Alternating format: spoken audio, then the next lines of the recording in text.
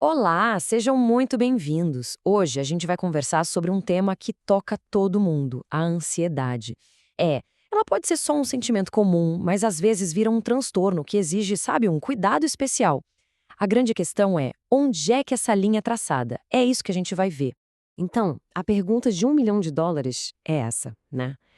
Quando é que a ansiedade deixa de ser normal? Quando ela passa de uma reação que todo mundo tem para se tornar outra coisa.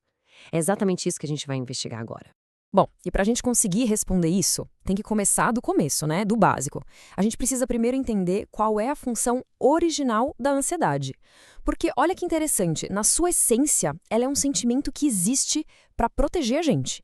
Isso mesmo. A ansiedade, na sua base, é uma ferramenta supernatural.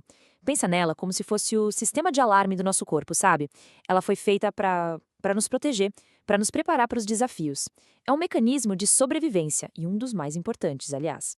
Ok, então a gente já entendeu essa parte protetora. Mas e aí? Qual é o limite? Em que momento esse sentimento que deveria proteger a gente vira o jogo e se transforma numa doença que, na verdade, limita a nossa vida?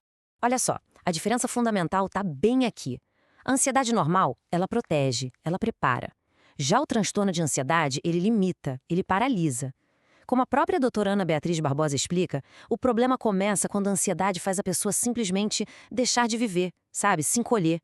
É exatamente nesse ponto que a linha é cruzada. E tem uma frase dela que é a chave para entender tudo isso.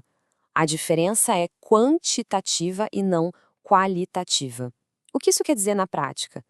Quer dizer que todo mundo tem um pouquinho de ansiedade. Todo mundo. O transtorno acontece quando o volume desse sentimento aumenta tanto, mas tanto, que vira uma coisa patológica. Para a gente ter uma imagem, é como se nosso circuito de medo entrasse em erupção e não parasse mais. Biologicamente falando, é isso que acontece. O corpo fica descarregando adrenalina o tempo todo sem parar, o que mantém a pessoa num estado de alerta máximo, mesmo que não exista perigo real nenhum por perto. Certo, acho que deu para entender bem a diferença no nível individual, né? Mas qual o tamanho desse desafio se a gente olhar para o todo? Bom, os números dão uma boa dimensão disso. Então, para a gente ter uma ideia, olha só esse número. Já em 2016, ou seja, bem antes da pandemia, o Brasil já tinha cerca de 18 milhões de pessoas com diagnóstico de transtorno de ansiedade. 18 milhões. É gente pra caramba. É um número realmente gigantesco. Pois é. E esse número, que já era enorme, absurdo, aí veio a pandemia. E ela funcionou como um verdadeiro catalisador para essa condição. O resultado foi um aumento de mais ou menos 25% nos casos. Isso deixa muito claro que a gente não está falando de uma falha individual, de uma fraqueza de alguém. Não. Estamos falando de um desafio de saúde pública em uma escala imensa. E tem mais um ponto que é crucial. Esses números todos, que já são impressionantes, são só a ponta do iceberg. Eles são só os diagnósticos oficiais. A realidade mesmo, por causa de toda a subnotificação que existe, provavelmente é muito, mas muito maior. Isso nos leva a uma outra questão super importante. Por que tanta gente sofre em silêncio? O que impede as pessoas de buscarem ajuda? Quais são essas barreiras? Basicamente, a gente pode falar de dois grandes obstáculos. O primeiro, todo mundo conhece, o estigma social. Aquele tabu, né? O medo de ser julgado, de ser visto como fraco ou louco. Isso ainda impede muita gente de sequer tocar no assunto. E o segundo é uma dificuldade bem prática, a falta de acesso ao tratamento. A gente sabe que faltam centros especializados, os CAPs, principalmente no interior do país. Isso cria uma barreira física real para quem precisa de ajuda. E essa frase da doutora Ana Beatriz resume o sentimento que está por trás de tudo isso. Tem muita gente que tem medo. É isso. Além do estigma, além da falta de acesso, no fundo, tem uma coisa muito básica, muito humana. O medo. Medo de pedir ajuda, medo de ser julgado, ou às vezes o simples medo de não saber nem por onde começar a procurar. Mas olha, no meio de todos esses desafios, existe uma ferramenta que é muito, muito poderosa.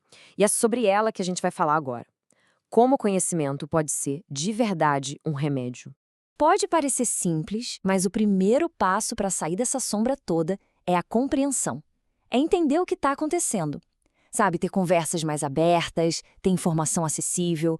Tudo isso vai quebrando as barreiras, vai dando pra gente mais autoconhecimento e, principalmente, a coragem para buscar ajuda profissional. É que o poder da informação age em várias frentes, né? Primeiro, ela desmistifica, tira aquele monte de ideia errada sobre saúde mental. Depois, ela promove o autoconhecimento. E, o que é talvez o mais importante de tudo, ela mostra para a pessoa que ela não está sozinha nessa. A gente já vê isso acontecendo na prática, né? Com podcasts, com diálogos mais abertos nas redes, que estão ajudando uma galera a encontrar um caminho para o tratamento. E é com essa reflexão que a gente encerra. E se? E se o primeiro passo para a cura for mesmo a informação? É uma ideia poderosa, né? Que sugere que o começo de toda a jornada em busca do bem-estar é simplesmente entender o que se passa dentro da gente.